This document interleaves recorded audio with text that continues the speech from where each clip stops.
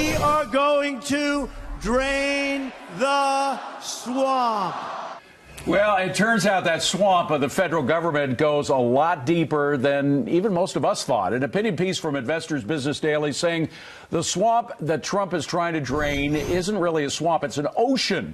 It's backed up by stats from a new report from Open the Books. This shows evidence that employees of government agencies are using those agencies for their own personal gains. Case in point, it costs taxpayers $1 million a minute to employ the workforce the government discloses. Let's bring in Fred Barnes. He is the executive editor for the Weekly Standard.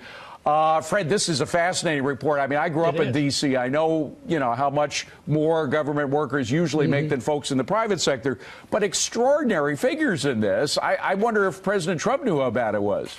Oh, well, he does now, and I don't think he knew how big it actually is. And in fact, look, I've lived my whole life here and written about the federal government, and there are things that I didn't know. Yeah. When you put the military involved in there, it costs, just the personnel costs something like $220 billion a year. I mean, with an average salary at minimum salary at most of these agencies, a majority of them is $100,000 or more. Let's even go more specifically than that, because this is a fascinating stat from this report. The number of federal employees making over $190,823 a year, 852. The number of U.S. governors making the same amount, 0. In other words, about 30,000 federal employees make more than any governor in the United States. And that's more than I think more than a lot of members of the House of Representatives. I'm not sure about senators, but it's an awful lot of money. And I tell you, I know what President Trump has said. He's going to drain the swamp.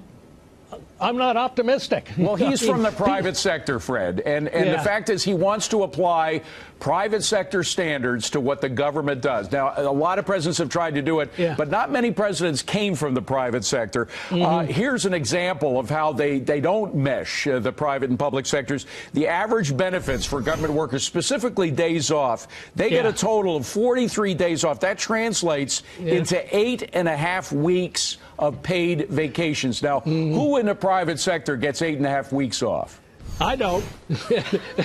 In fact, I don't know anybody who does. And besides, you're leaving out that they get earlier retirements and better pensions. So there's all that to boot. But it is. I mean, this is a huge problem. It's a similar problem in state governments as well. But it's humongous here. Well, let me just bring it back to something that people are debating about, which is that there's a split between Paul Ryan, who wants to cut the size of government, focus on entitlements. Mitch McConnell and the president say, not now. We'll deal with that later. First, we have to do infrastructure. Well, here's something that the president could be doing, I think, just on an agency level. What he could be doing is cutting the waste and fraud in some of these entitlements. We just heard from a GAO report that there's $60 billion wasted in Medicare alone. Then in Medicaid, you have $36.3 billion wasted, either in waste or fraud or a combination of the two.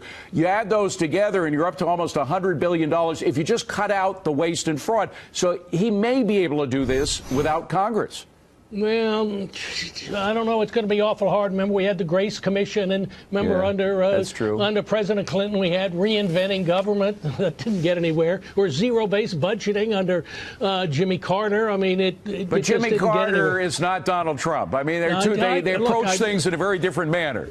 I grant you that, and I think he's very serious about this, and he means it, but it's going to be awful hard to do, and you have to go about it the right way. The first thing that has to happen is to get, say, the department heads, they have to get control of the departments. That's a good point. And you really need tough people. Scott Pruitt at EPA is one, but you can't say that about many of the people who are supposed to head and run these departments. On the other hand, you look at what Scott Pruitt at the EPA has done in terms of cutting back regulations, 22 removed for every new regulation. It's extraordinary. Fred, I look forward to 2018 with you. Thank you very much. Happy New Year.